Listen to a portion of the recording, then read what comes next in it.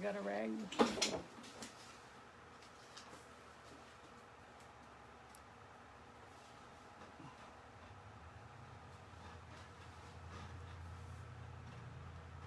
Okay, we're up here. This morning we're going to get into Philadelphia.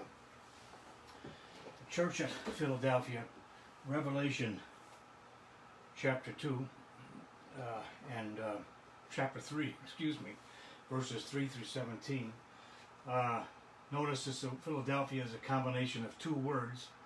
It would be philos, which would be love, for that, or the verbal form, and Adelphia, Adelphos, which would be brother. So it's talking about love of a brother.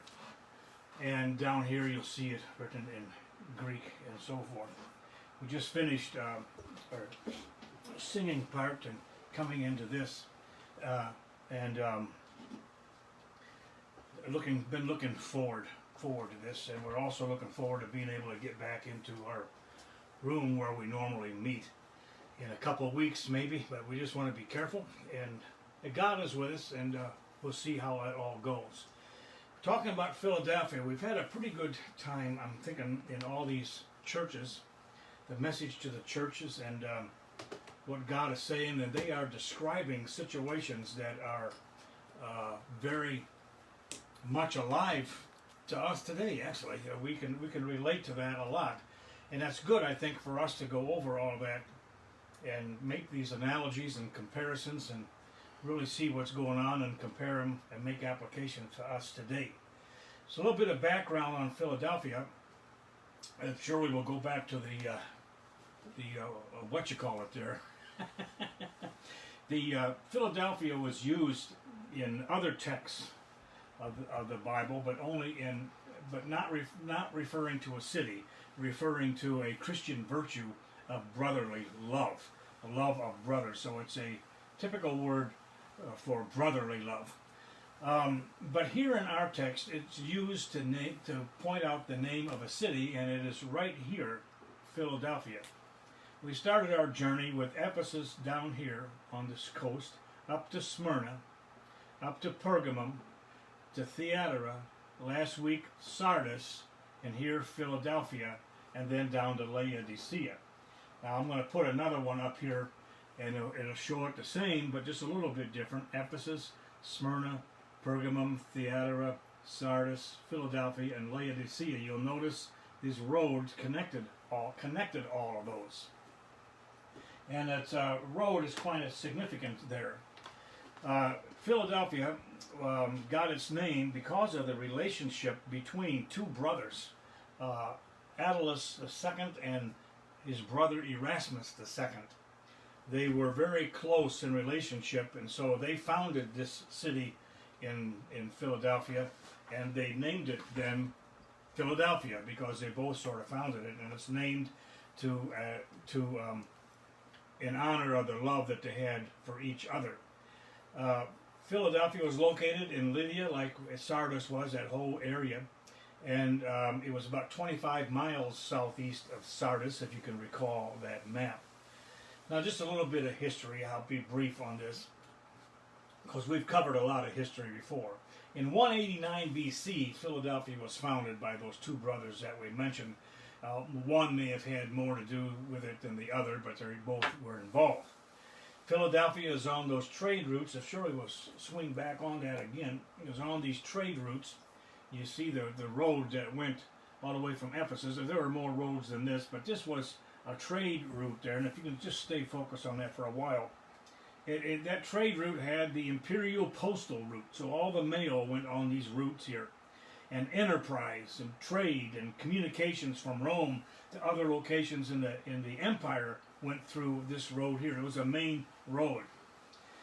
Philadelphia was a place where they consolidated and regulated and educated, if you will, more of the central areas out in here. Philadelphia was sort of a center of evangelization. I don't mean biblical evangelization, Christian, but the evangelization, if you will, the mission of the Roman Empire. They trained people in Philadelphia to go out and work in the empire around here, is what I'm saying. So it is that does have actually a mission factor in there. Okay. It was a central place, as we said, a place with a trained and a central place for sending of what is called cultural apostles to spread Hellenism, and then in the Roman Empire to spread the Roman mission and all that. So it was called the mission center of the empire, and it came to be applied to the church there as well. In fact, Philadelphia was known as the mission of the city of Philadelphia. And so they had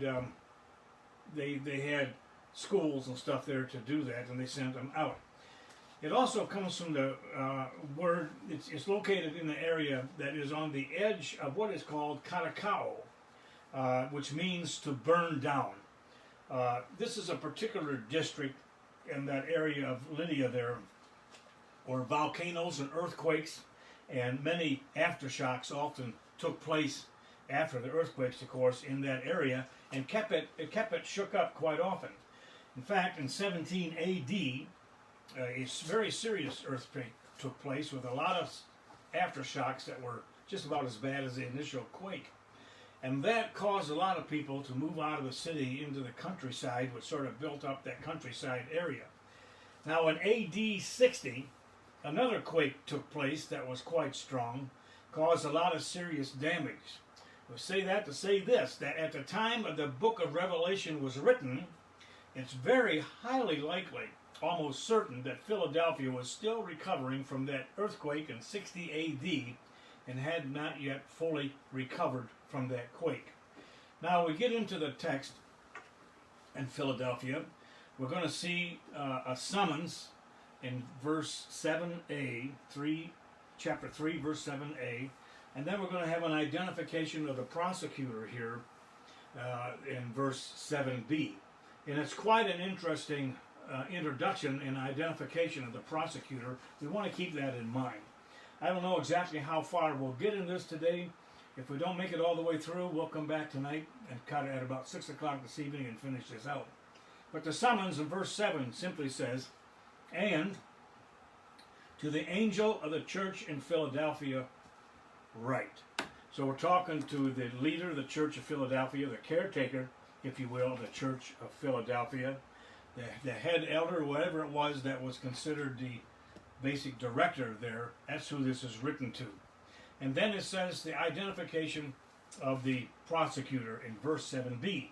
These things says, "He who is holy, he who is true, the one who has the key of David, the one who opens and no one shuts, and the one who shuts and no one opens." Now this is quite a thorough identification, if you will, of this prosecutor, actually of the person of Jesus Christ, who is given this message.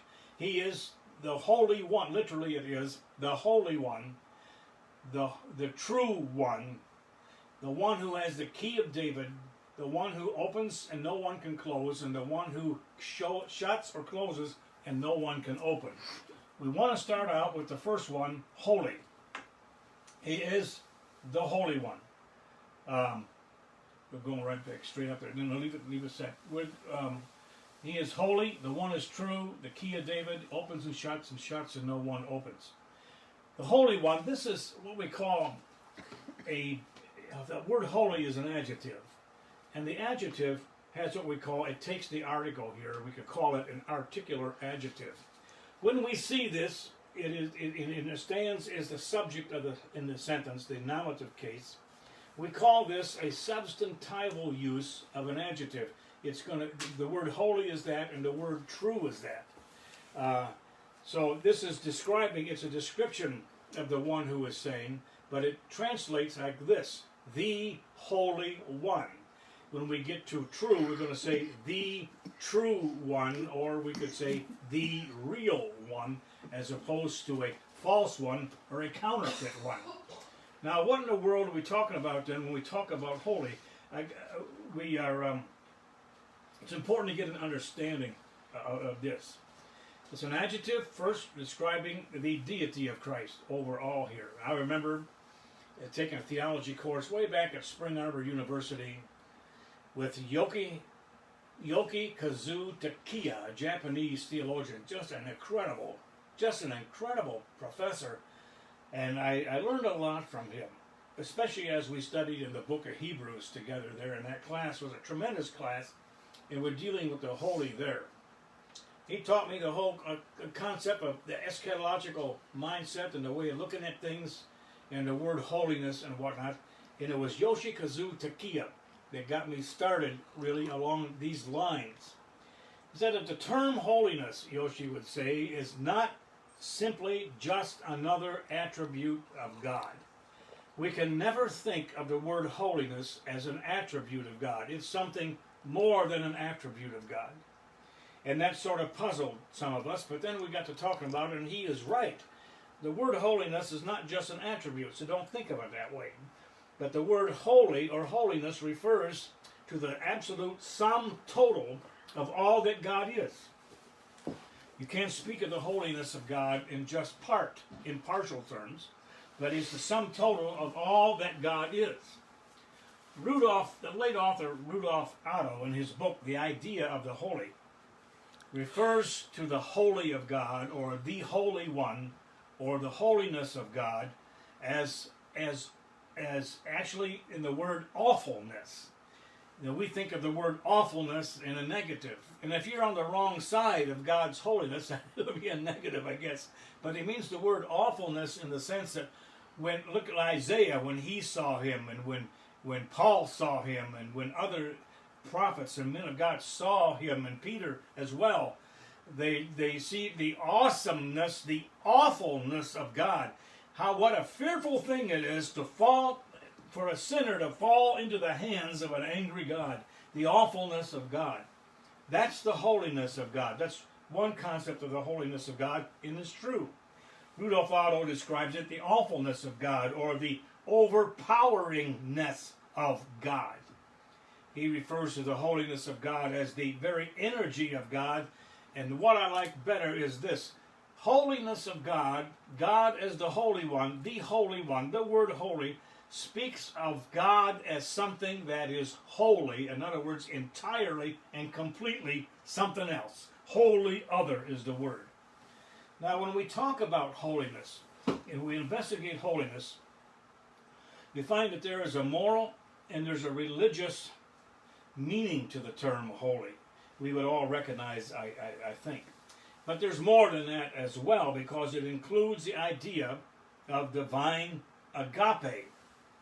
Now, in contrast, when the Greeks referred to their gods as holy, and they did, they referred to their phony, false gods as holy. And when they did that, by the way, they attributed to their gods a moral concept and a concept of perfected ontological existence. Ontological meaning existence, perfected existence. But they never, when they talked about their gods as holy, they never at all included the concept of the word love, or agape. They claimed that their gods did not exist to love, but rather to be loved. Now, let me fuss with this a little bit on this chart I have up here. You'll notice we got the word the holy. When I developed what we called years ago a statement of faith back at Bethel Theological Seminary, it was like a dissertation in a sense. We had to have, we were required to have what is called a integrative motif, something that held all of our theology together. And let me tell you something too. The idea of an integral motif in theology today is woefully missing. In fact, you go to most churches and there is no integrated motif. There's nothing that holds it together as a unified whole. There's no cohesion there, and it's not coherent. The late Ravi Zacharias taught about cohesion and the coherency of it. It has to be coherent. And so this, we're speaking of the coherency, that which keeps it together. So the idea of holy here, when I went at that writing that statement of faith, I chose the the idea of relationship as being the thing that would coherently hold the whole statement together is relationship. And I went straight back to the Trinity, back to the Godhead, and started with the Godhead.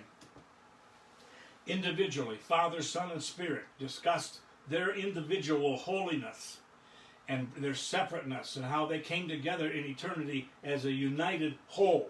Three individual personalities, distinct, coming together and agreeing to perform, to take care of their roles and their functionality. One as Father, one as Son, and the other as Spirit, of course.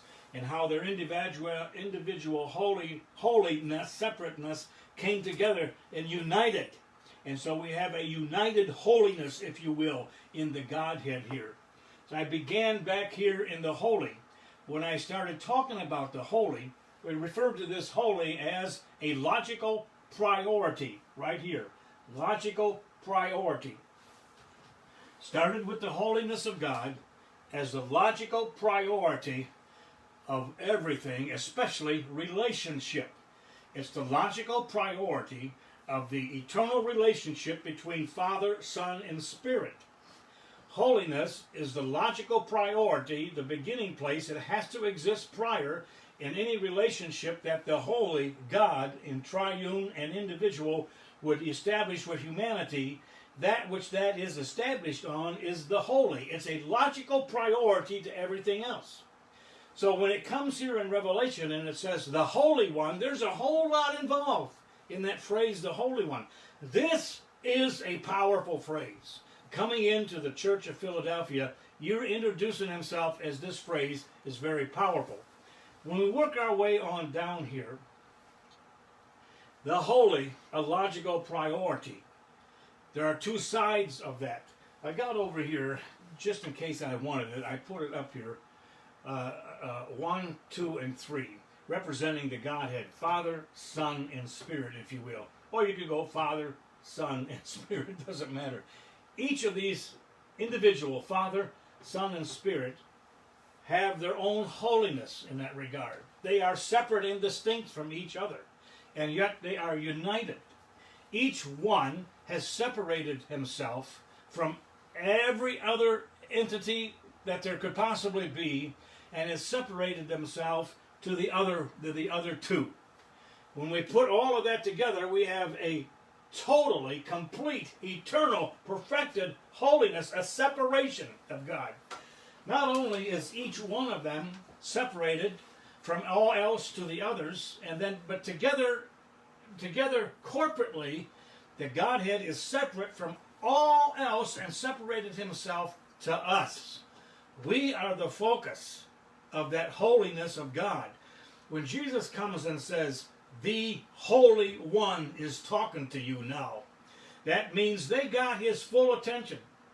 Not only do they have his full attention, they got the full attention of the Father and of the Spirit, individually and a corporate one. He's coming as a corporate representative of the Godhead to this church in Philadelphia and is saying, the Holy One is coming to you.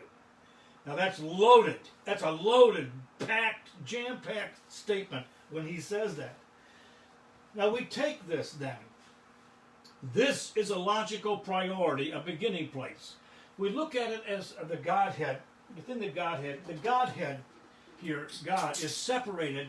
This is separated from normal use, from common use, and is separated to a sanctified, which is a holified cause, a separate cause. This Godhead is separated unto the eternal mystery of the Godhead. Now, as we open this up, we could go for an hour on this stuff, and I got to figure out a way to wrap this up in a couple of minutes on this aspect, but it goes and goes and goes. It's incredible. What I want to show you is when Jesus said, the Holy One is talking to you, there's a whole lot in this. It's not just the Holy One is here. No.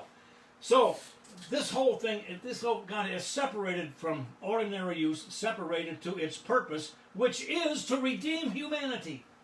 That's what the eternal Godhead is all about, to redeem humanity.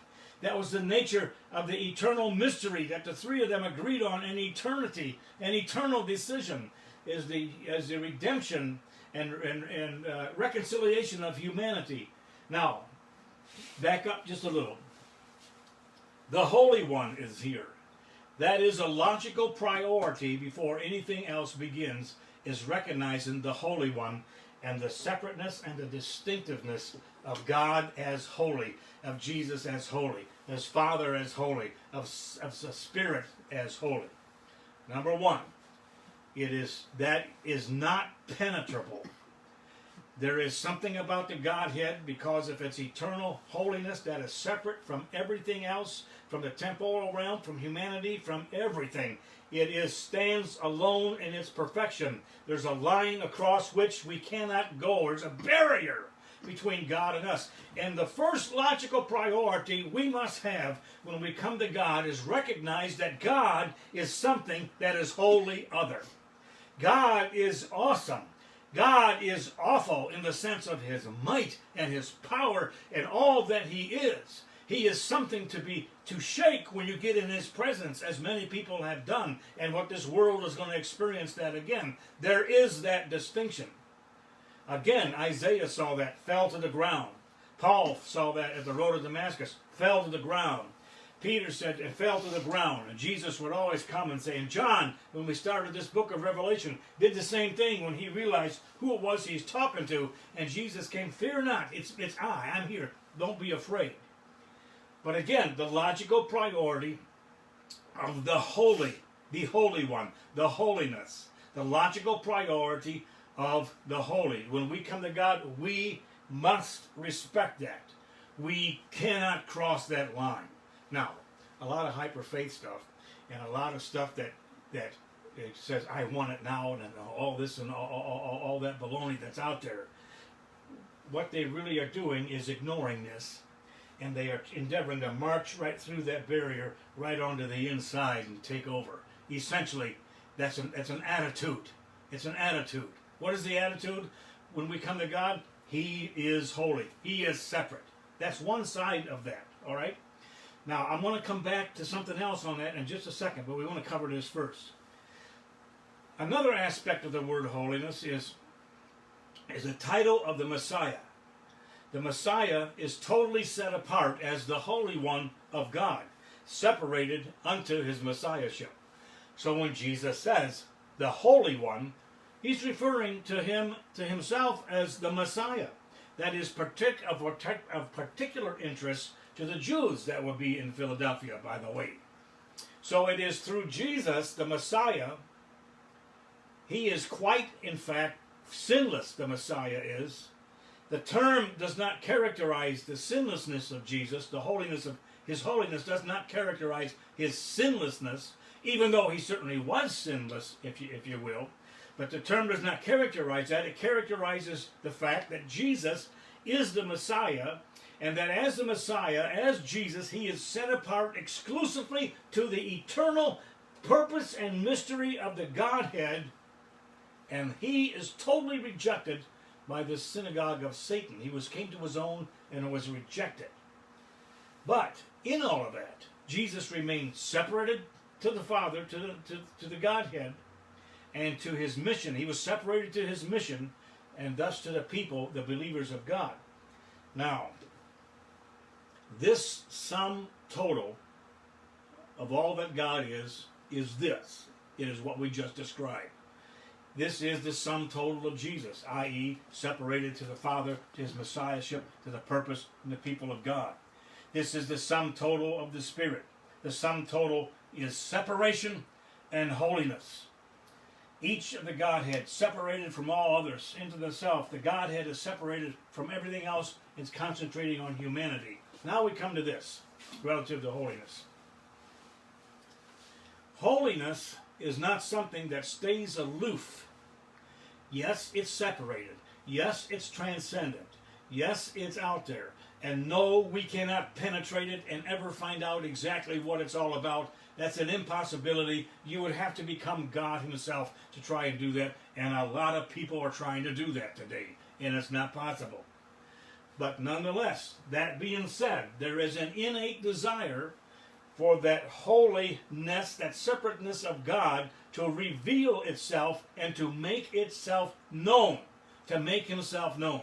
That's another aspect of holiness, to make himself known. And that's where we can tap into that on the concept of relationship. The relationship with God is based on the logical priority of God, that he is totally separate and that he loves us, though, and wants to communicate and reveal himself to us. That's the other side of this. Now, the revelation of God is grounded in the holiness of God. The revelation of God is by the Bible, the book of God. The revelation of God, the entire created universe, is all of that's grounded in the holiness, the separateness of God. The revelation of God as a person in the person of Jesus Christ is based and issues out of this logical priority of being holy and separate. It comes out of that. His revelation to us and his communication with us is based on the concept of the logical priority of the holy of God. Every message to every one of these churches is based on the fact that of the logical priority of the eternal mission of God, of his holiness. Now, revelation is based on holiness and comes out of that. It is a fact. God is separate and set apart unto his people.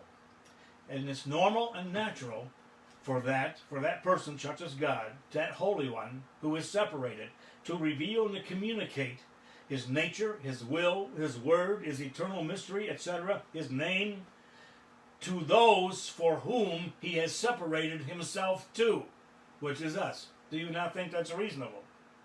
It is.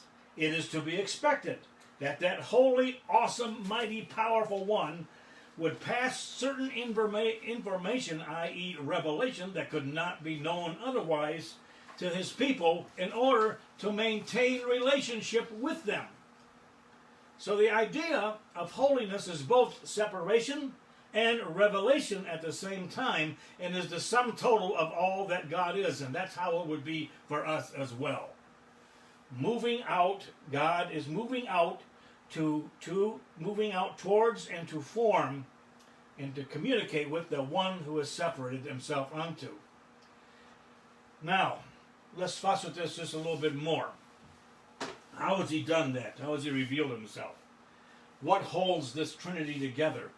And we've got agape, which is love, eternal love of God. The separate. Out of this love comes peace. And peace is the total being. You can't have peace unless you're in total agreement with God's eternal mystery to redeem humanity. You can't have peace in all this mess we're in the country and in the world unless you are at one with God for truth and righteousness, and not for the other garbage. For truth and righteousness. If you have that, nothing else matters. Out of peace issues mercy. And by the way, Jesus operated on a platform of peace. He went through what we would say, gone through hell several times with these crazy religious people. But he was only able to do that and endure the torture and the suffering and the cross because he was at total perfect one with the Godhead on the eternal mystery of God to redeem humanity back to himself.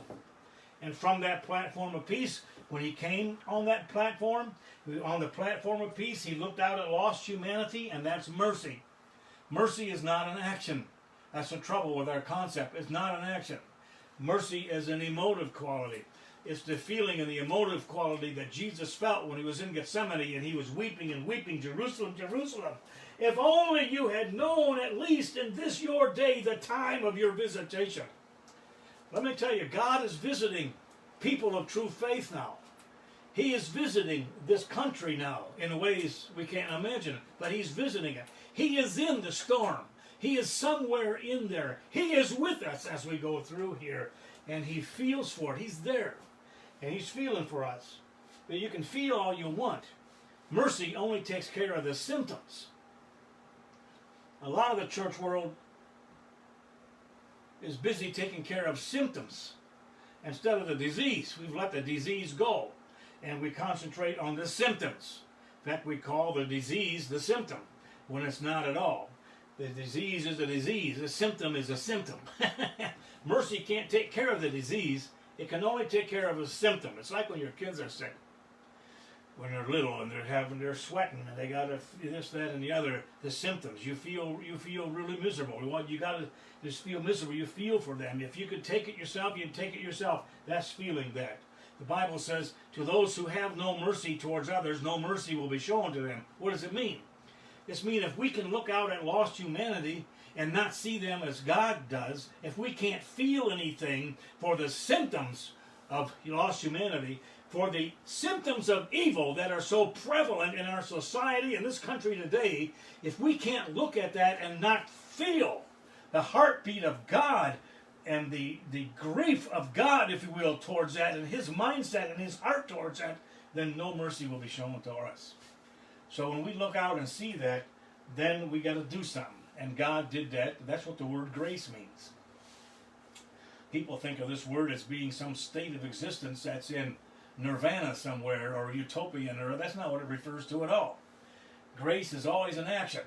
It's an action of God towards us. God moves out to touch us, moves out to grab us, moves out to pull us into relationship with himself. He moves out of this separated holy, the logical priority. All of the Godhead moves out with him. When we say him, the person of Jesus Christ, it comes out of an inner decision, an eternal decision to love humanity and love the world.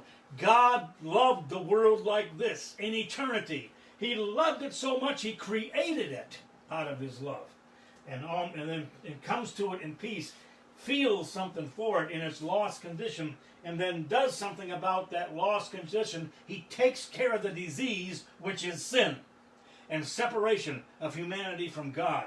That's God moving out to us. Listen, it's not humanity moving to God. The church is not going to save the created order. The church is not going to save this country. The church is not going to save the world. It's going to be Jesus and him alone. There's no group of believers that are going to take over 7 mountains in this world, take it all over, and then hand that to Christ, allowing him to come back. The return of Jesus is not predicated on anything that man does. It's predicated on himself. It's predicated on himself. They look out, and he came and did something. And here we have the cross. He died on this cross. Now, when we get into relationship with him, we're coming from out here. And the first thing we see is his action towards us on the cross. And we think, oh, wow, it's grace that brings us all of that. No, it's not. We think that mercy comes out of grace. And peace comes out of that. And love comes... No, it doesn't. That's not it.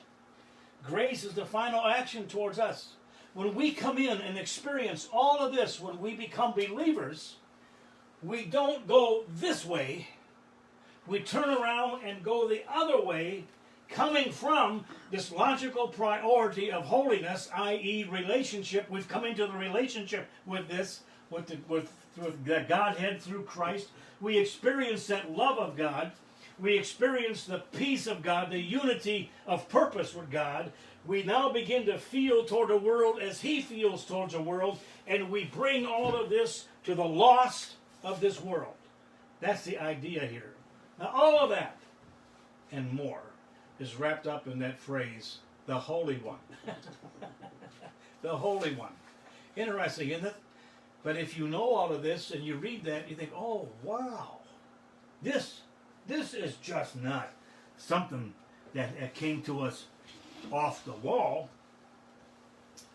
It's not just something out of the blue moon somewhere. It is intentional. It is purpose. The end result, purpose at the end. Purpose doesn't drive us. The purpose to tell us is out of the end, pulling us towards that. The Holy One. One more point here. This Holy One was rejected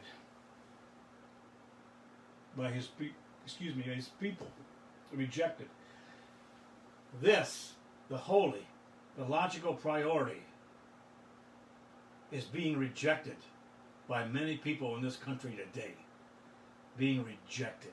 It's being rejected, thrown out, stomped on, ridiculed. ripped apart, legislated against, and all of this kind of stuff. This logical priority, the holy. Listen, you can't penetrate it. You can't outlaw it. You can't stop it. It's there. You got to deal with it at some point in time. The best thing to do is this. Repent and accept it. Come into relationship within it and become redeemed and become a believer and have your life mean something. Hallelujah. That's what we're talking about here. Now, he was rejected. The Israelis accused him of being a curse because he was crucified on a cross, i.e. a tree. But this crucified one was resurrected. He came back to life, and that's what validated his life. That's what proves he was the Messiah. If he'd stayed in the grave, it done us no good. The resurrection is where the power is and all that. You get it? Well, he's a resurrected one. And that resurrected one is on his way back right now, by the way. Okay, we got to get going. I've got a lot of time in that. We got to really bring this to an end. We'll probably get to this one, and then we'll have to stop for this morning and get the rest to this evening or maybe next week. He's the true one, he says here. This is another substantival adjective with an article saying it stands alone, in other words, the true one. Jesus is the holy one. Jesus is the true one. None else is the true one but him. Now, this is truth does not change. Let's try to define it and then fuss with us just a little bit more. Truth is that which cannot be contradicted. Successfully contradicted. I mean, you can contradict it, but it can't be countermanded. It can't be contradicted there. It does not change, otherwise it's not really truth. If truth could change, there's truth for you, a truth for me, my truth, your truth, their truth. It's not a different truth for every group. There's only one truth for all groups. That one truth is Jesus. It's not this organization's truth, another organization's truth, another organization's truth. You got all these demonstrators coming from different organizations. Each of them claim to have their own truth. That's a lie. That's not true at all. That's a falsehood. That's a false whatever it is. But whatever it is, it's false. Truth is that which cannot change. It cannot change. The true cannot lie. It's not false in any way. Jesus is the real deal, in other words, and not a false deal. Truth, it refers to that which is real and not fiction, not fictitious. It refers to that which is true in and of itself, of its own intrinsic nature, eternal nature. Jesus is. And Jesus is the very personification of truth. He is the person. He is him. He as a person is truth. He's the most pure truth there is. I am truth, he told Pilate. I am the truth. Pilate said, what in the world is truth? And Jesus saying, hey, open your eyes and look at me. You're looking at him. And the truth is coming. He's coming. As he personified, he's coming. He's genuine, real, as opposed to false, not pretend. He is the true one. He's not a false Messiah. He's the true Messiah. It was proven to be the true Messiah when he was resurrected out of the dead. The Jews would have said he's a false Messiah because he was crucified. That could partially be considered partially true in that there were a lot of professed Messiahs who were killed on the cross, who were crucified. But not a one of them resurrected out of the dead. But Jesus did. He is the true Messiah. He said he was the Jews said he was false before he was crucified even. But he resurrected, which validates. He's the genuine then. He's the real opposed to unreal. He is in reality. In other words, in Jesus, we come face to face with the entire concept of truth itself. Literal, actualized, personification of eternal truth. Not some shadowy, eerie, elusive, foggy something or other. All right? It is true. It is true. John uses this term. This is just a form of aletheia, which is true. This is a form. It's an adjectival form.